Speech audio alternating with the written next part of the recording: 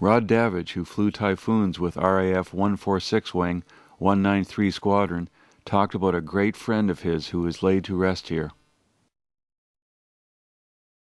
I knew Baker. He was a great friend of mine, and we partied a lot, and he was an excellent beer drinker, and he always liked the bitters, and I took the mild, and he had a wonderful record of service.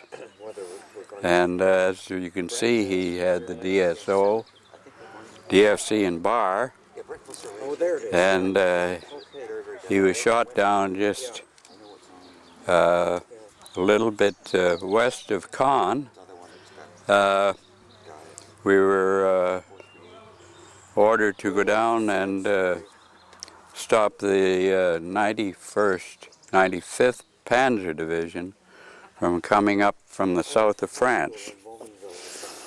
And we ran into heavy flak just coming in, but we thought we had sufficient height to get over the flak, but Baker got hit, and the rest of us were bounced around a little, and he called over the microphone that he'd been hit and was going down.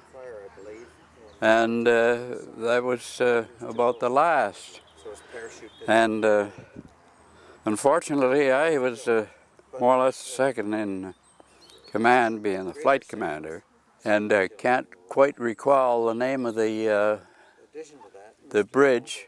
And we bombed and strafed the bridge, dive bombed and strafed the bridge and area.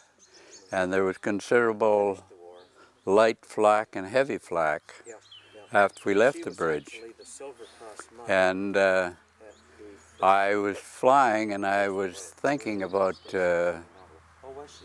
flying more or less straight so the other fellows could formate and in battle formation to come back to England, to Niedzor Point. And that was a big mistake, flying straight and level.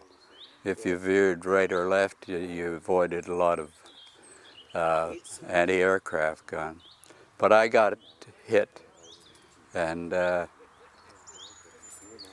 I think it was from light flak and a shell we used to call flaming onions. They came up and they were like burning softballs coming at you.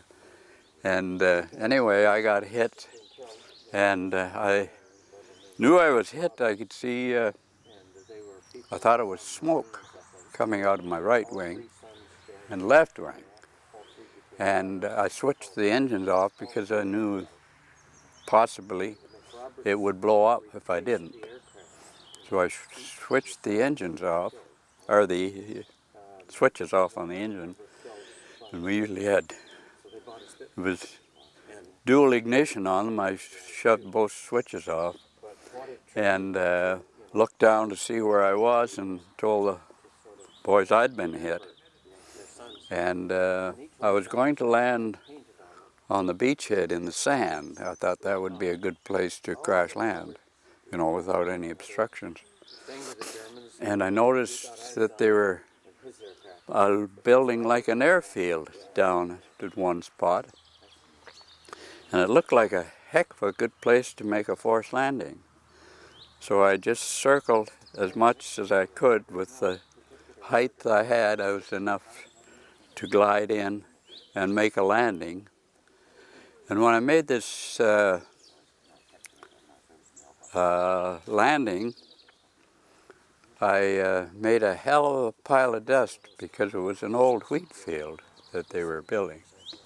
That they were building this airport on, airfield on. And when the aircraft came to a halt, I put the hood back, and I could hear these soldiers saying, "Get the hell out of there! Get down this hole here with us, or this trench." So I meandered. I got out and wasn't in any hurry because I was so shaken, and so I got down in the hole with them. And then when the shelling stopped, I thought they were blasting or fixing something. You know, I didn't know it was enemy aircraft shelling the place.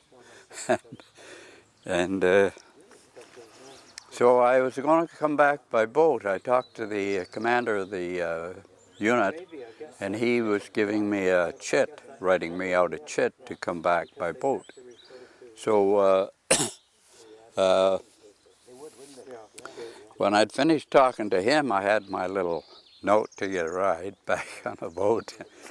And a guy comes up to me and he says, "Sir," he says, "we're servicing commandos."